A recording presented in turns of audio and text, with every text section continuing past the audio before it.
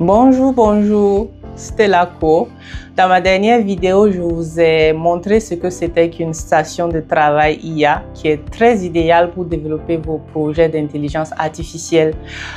Aujourd'hui, je vais vous montrer ce qui se passe lorsqu'on change complètement d'échelle. Bienvenue dans le monde des serveurs IA. Je pense que la différence saute immédiatement aux yeux. Ici, on n'est plus face à un ordinateur de bureau, mais on est face à une machine conçue pour fonctionner 24 heures sur 24, 7 jours sur 7, et souvent pendant des années sans être interrompue. Et son objectif n'est pas d'être compact ou silencieux. Son objectif, c'est d'être performant, fiable et évolutif. J'ai ouvert notre serveur pour qu'on puisse voir ensemble ce qui se trouve à l'intérieur. Et je tiens à préciser que celui-là, il est de taille moyenne. Il y a beaucoup plus petit, comme il y a beaucoup plus grand.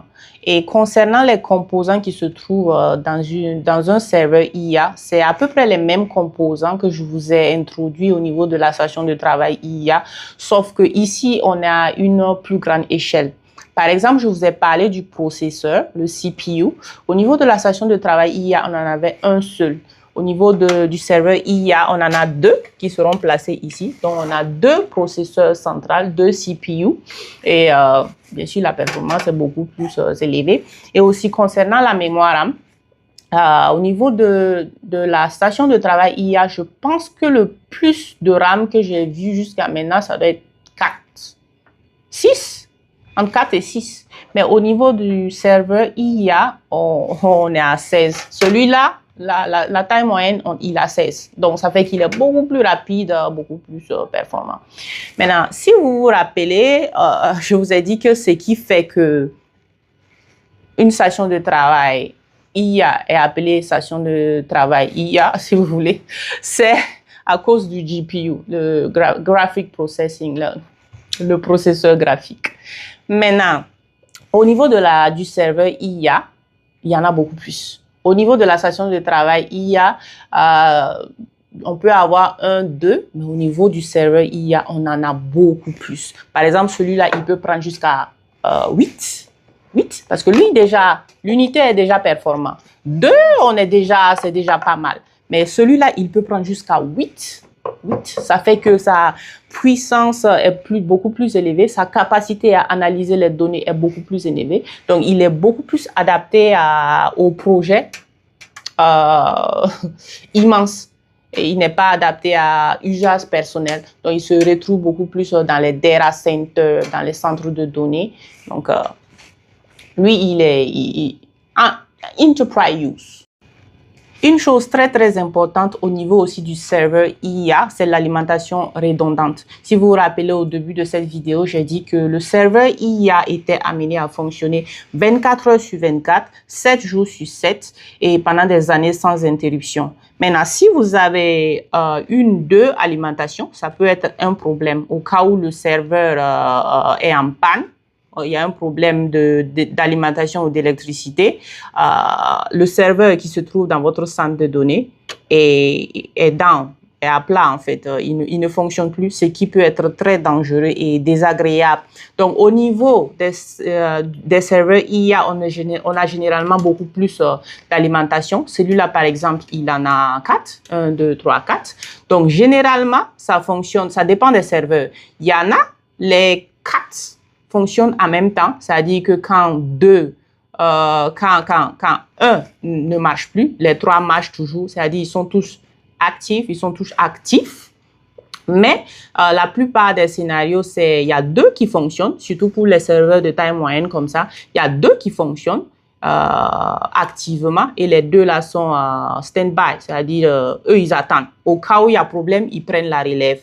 Donc, généralement, il y a 2 cas. Soit les 4 fonctionnent en même temps, mais si 1 ne marche pas, les 3 marchent toujours, 2 ne marchent pas, les 2 marchent toujours. Mais généralement, il faut minimum 2 quand même pour des serveurs comme ça. Ou il y a la situation où il y a 2 seulement qui marchent et puis les 2 là sont en stand-by, c'est-à-dire que, bon, eux, ils sont là pour prendre la relève quand ces 2 là sont down, sont en panne.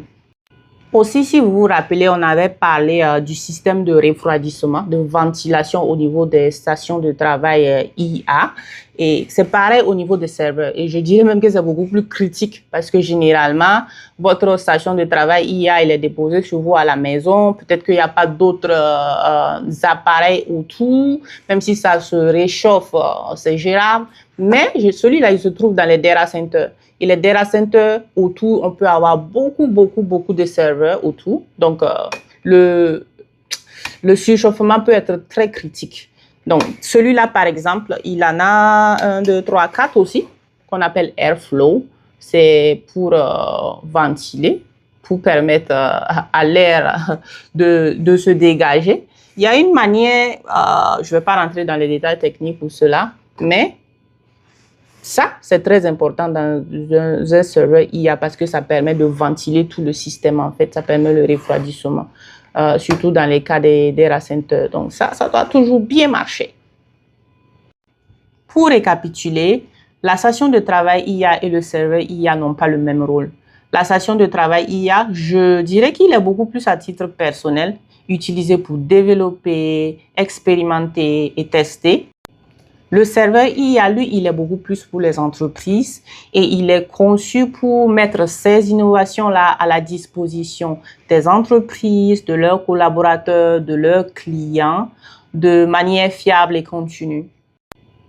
Si vous êtes un particulier qui a un projet d'implémentation IA et qui aimerait avoir une station de travail IA, mais ne sait pas par où commencer, quel modèle est beaucoup plus approprié selon vos besoins, ou une entreprise qui aimerait avoir son serveur IA, mais qui ne sait pas aussi le modèle approprié pour sa situation, nous ici, on peut vous accompagner à choisir la meilleure infrastructure pour votre projet IA.